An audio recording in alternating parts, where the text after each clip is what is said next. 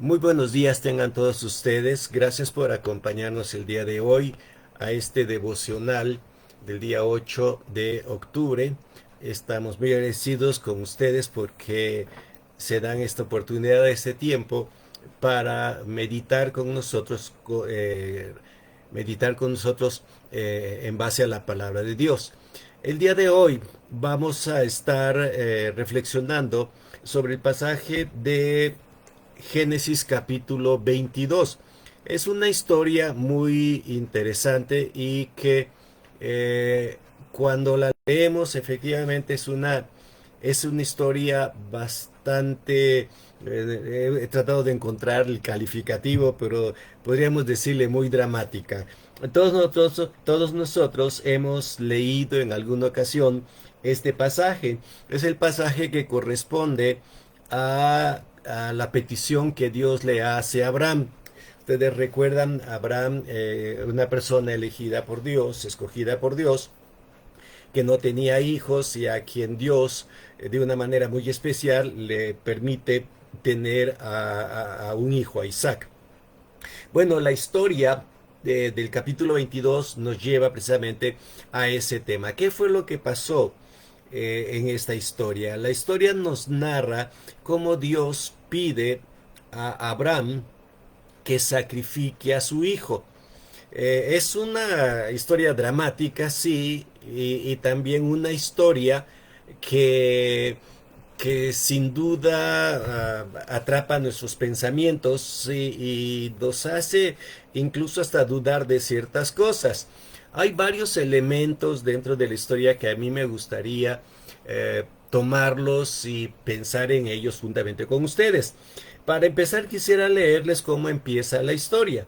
Dice en Génesis capítulo 22, aconteció después de estas cosas que probó Dios a Abraham y dijo, Abraham, y él respondió, heme aquí.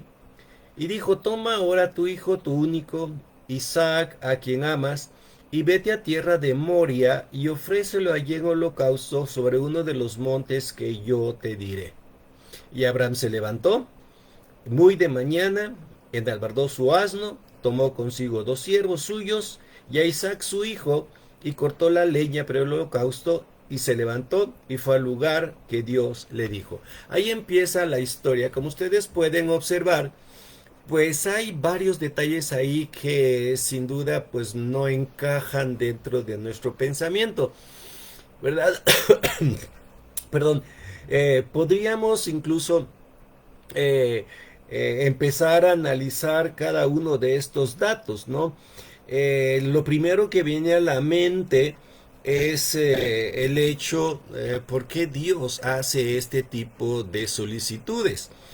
Eh, ¿Cómo es posible que Dios, que tenía perfectamente bien delineado un marco ético para Abraham y para su pueblo, de pronto pidiera una cosa semejante a esta?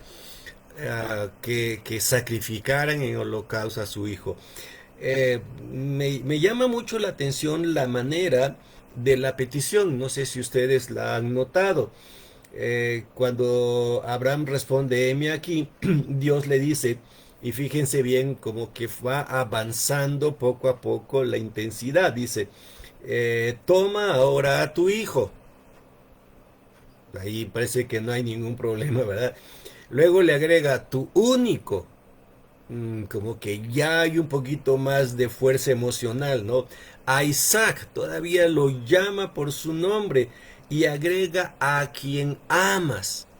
O sea, como que Dios está poniendo el dedo en la llaga, no está poniendo el dedo donde duele realmente. Y eso, pues es fuerte. Tal parecería, y perdón, no quiero ofender a nadie, pero tal parecería que Dios está jugándole rudo a Abraham. ¿Por qué? Porque si recordamos la historia, Abraham no había podido tener hijos, ¿sí? Isaac era el hijo que le había llegado ya en su vejez, y era un hijo que venía bajo la promesa que a través de él Dios iba a hacer de Abraham una gran nación. Entonces, de pronto, fíjense, como que Abraham ya tenía eh, en perspectiva todo lo que iba a ser el futuro. Y en un momento dado, como que Abraham llegó a pensar, bueno, pues ya tengo solucionado mi futuro, ya tengo solucionado el problema que yo tenía, ¿verdad? Y ahora Dios se lo pide, le dice, y Dios se lo quita. Dice, dame todo esto. ¿Sí? Y de manera, como si fueran golpes de martillo, ¿no? Empieza a decirle, dame a tu hijo, dame al único que tienes, dame a Isaac, al que amas. Nada más le faltó decir al hijo de la promesa, ¿sí? Como para acabar con todo con Abraham. Observamos, si observamos esta dinámica, pues sí, nos encontramos con una petición muy fuerte. Pero no es nada más el hecho emocional en la vida de Abraham lo que se ve en este pasaje. Es la intención también de Dios. ¿Sí? El pasaje nos dice que Dios probó a Abraham. Este concepto de prueba nunca ha sido un concepto muy agradable para ninguno de nosotros. Siempre que platicamos o que hablamos de que va a haber prueba, pues nos sentimos inquietos, ¿verdad? Y creo que lo aprendimos desde la primaria, ¿no? Cuando nos decían, van a venir los exámenes, va a haber prueba, ¿sí? Y empezábamos a temblar. ¿Por qué? Porque a veces pensamos que la prueba es algo que tiene que ver con lo que sé. En este caso, el asunto de la prueba no tiene que ver con lo que Abraham sabía, porque si ustedes siguen leyendo el pasaje, van a darse cuenta de que Abraham sabía perfectamente todo lo que estaba pasando. Tan es así que armó todo lo que necesitaba para el sacrificio. Tomó la leña, tomó al niño, tomó el cuchillo, tomó todo lo que se necesitaba para ir al sacrificio. No era algo de conocimiento. La prueba, cuando la consideramos dentro de la escritura, no es otra cosa más que el proveer una evidencia. Si Dios está probando a Abraham, no es porque Dios quería saber cómo era Abraham, porque Dios ya lo sabía. ¿Sí? Recuerden, Dios lo sabe todo, es omnisciente. Además de eso, Él había creado a Abraham y lo había llevado, había estado con él. Y no se trataba aquí de saber si Abraham era apto o no apto. Dios ya sabía cómo era Abraham. La pregunta entonces es ¿por qué probarlo? Repito, no, la prueba no tiene que ver con información, tiene que ver con el ser. Aquí lo que pasaba es que Abraham tenía que dar evidencia, evidencia de lo que él era, ¿sí? Evidencia de su fe, evidencia de su dependencia en Dios. Hasta este momento de la historia, pues Abraham había sido una persona que había recibido de Dios mucho. Había recibido riquezas, había recibido familia ahora, ¿verdad? Dios le estaba proveyendo todo. La pregunta era, ¿de veras Abraham era una persona que confiaba en Dios? Si recordamos la historia de Abraham, nos damos cuenta de que Abraham venía de un pueblo que no conocía a Dios. No me sorprendería, bueno, obviamente eso es especulación, ¿verdad? Pero podríamos decir que cuando escuchó Dios la voz de Abraham que le dijo, vete de tu tierra y de tu parentela, Abraham se habrá puesto a pensar, bueno, ¿quién me está hablando, no? Eh, Porque el conocimiento de Dios dentro de Mesopotamia, en Ur, donde vivía Abraham, pues no era algo normal. Entonces, ¿cómo llegar a desarrollar una plena confianza en Dios? Pues como vemos en la historia de la vida de Abraham, vemos que Abraham tuvo que pasar por muchos episodios en donde se confrontó con Dios. Bueno, ahora llegaba el momento de evidenciar si realmente esta fe era genuina o no lo era, ¿sí? Si realmente Abraham estaba dependiendo. Entonces, vean ustedes, ¿no? La pregunta es, ¿no sabía Dios esto? Claro que Dios lo sabía. Entonces, ¿por qué la prueba? Porque la prueba tenía que dar evidencia, pero no evidencia para Dios, sino evidencia para Abraham mismo. Es como si dijéramos, ¿sabía Abraham que realmente dependía de Dios? o dependía de las circunstancias. Y eso nos pasa a nosotros muchas veces. A veces nosotros, como decimos comúnmente, ¿no? Andamos nada más por inercia y pensamos que las cosas van muy bien y que Dios está con nosotros. Pero cuando vienen los momentos difíciles nos hacemos la pregunta, ¿realmente Dios está con nosotros? O mejor dicho, ¿yo realmente estoy con Dios? ¿Sí? Entonces la evidencia que Abraham tenía que dar no era para demostrarle a Dios algo, sino para que Abraham mismo reconociera hasta dónde podría llegar siguiendo a Dios. Era capaz de darle a Dios lo mejor, ¿sí? Era capaz de confiar en Dios hasta lo último. De esto dependía mucho de la historia que iba a seguir adelante. Entonces el probar a Abraham era demostrarle a Abraham dónde estaba parado y qué tanto él podía hacer.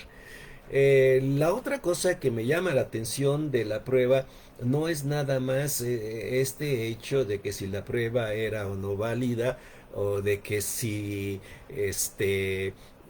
la prueba era para que dar información o para que Abraham conociera, sino que también tiene que ver con algo muy curioso, muy interesante en el pasaje. Cuando Dios le pide a Isaac, Dios le dice a Abraham que se lo entregue en holocausto. El holocausto era un tipo de ofrenda muy particular, muy especial en el Antiguo Testamento. Consistía básicamente en tomar un cordero, degollarlo, derramar la sangre, ponerlo en leña y quemarlo completamente. La razón de este sacrificio no era para pedir para pedir perdón por pecados. ¿Sí? El holocausto era un tipo de ofrenda que se entregaba a Dios por el puro gusto de darlo. ¿Sí?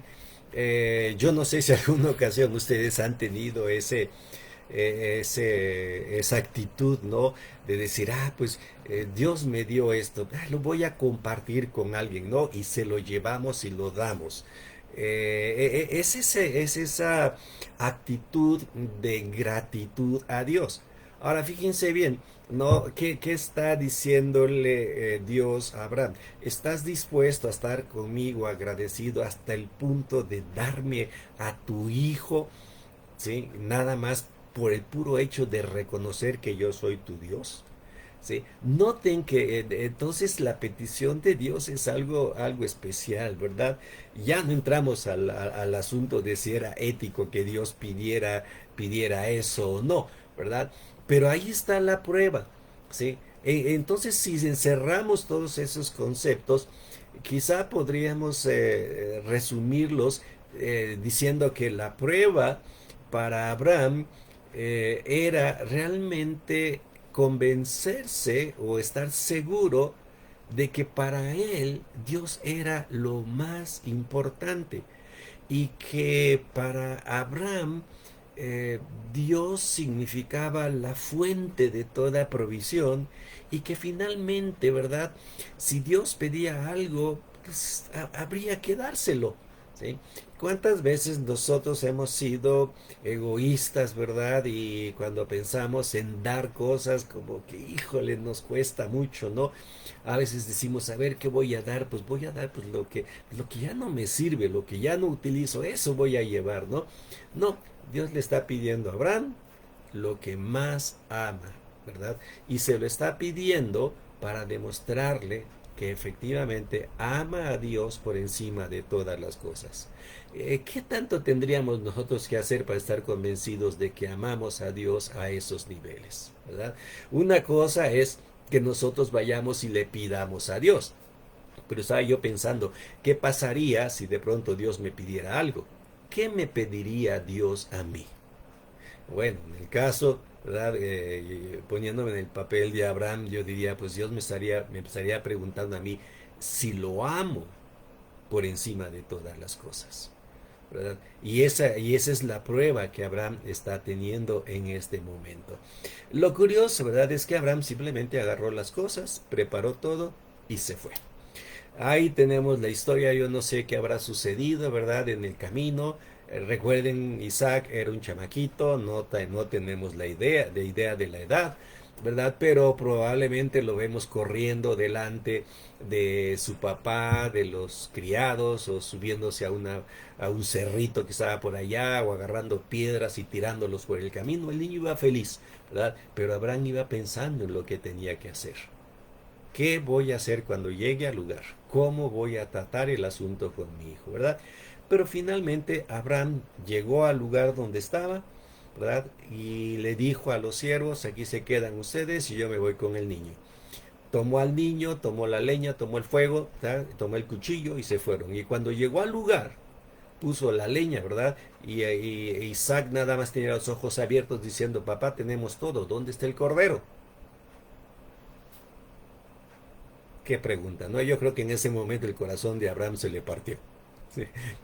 Porque sabía que el cordero era él, ¿no? Entonces, no, lo único que dijo, Dios va a proveer.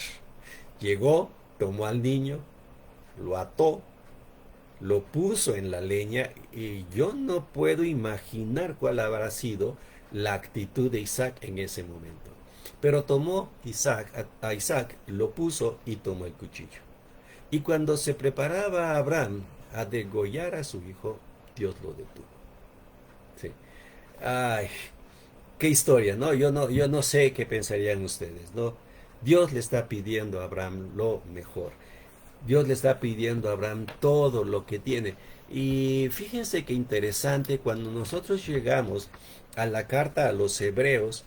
En Hebreos, en el capítulo número 11, se toma esta historia y se resume en estas palabras. En Hebreos capítulo 11, versículos 17 al 19 dice, por la fe, Abraham, cuando fue probado, ofreció a Isaac, y el que había recibido la promesa ofrecía al unigénito. Sí, qué gran contradicción, ¿no? Era el hijo de la promesa, pero lo estaba ofreciendo, se lo estaba dando a Dios, ¿sí? Y habiendo dicho, en Isaac será llamada descendencia, pensando que Dios es poderoso para levantarlo aún de entre los muertos, de donde en sentido figurado también le volvió a recibir. ¿Qué fue lo que pasó? Que Abraham efectivamente descubrió que su fe en Dios estaba por encima de todo, por encima de las relaciones familiares, por encima de las relaciones sociales, encima de su futuro. Para Abraham, Dios llegó a ser el ser más importante de su vida. Como ustedes pueden observar, ¿no? Esta historia es una historia fuerte. Cuando estaba yo leyendo esta historia nuevamente, me asaltó un pensamiento. ¿Por qué Dios pide que se sacrifique a su hijo? ¿Por qué Dios le pide a Abraham sacrificar a su hijo? Y el pensamiento que vino a mi mente fue este, ¿sí? Dios nunca pide más de lo que Él también hace.